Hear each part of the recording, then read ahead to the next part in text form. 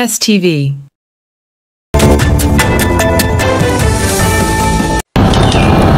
Hai, saya Nur Asyawala binti Muhammad Aznil, wartawan Test TV anda hari ini. Saya ingin membuat liputan tentang program Jom Membaca Bersama selama 10 minit. Mari kita saksikan. Mari kawan, kita membaca. Mari silakan, timba ilmu dengan membaca. Inilah perjuangan, sambutlah seruan.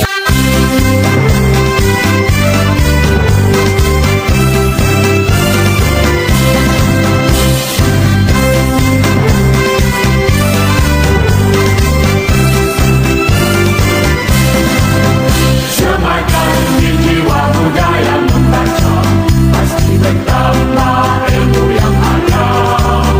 Masa dan usia bukan ukuran yang membezakan kebijaksanaan.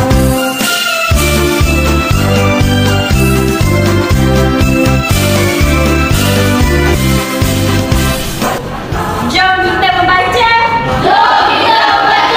Lakukan di mana berada, bacalah dengan mata dan hati. Dunia luas kita teropai, beraneka jenis bahan bacaan yang bermanfaat pilihan utama. Orang berilmu dipandang mulia, sembahkan budaya membaca. Sekian sahaja daripada kami, Test TV SMK Tebong.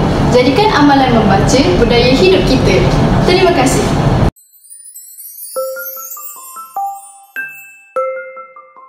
Test TV.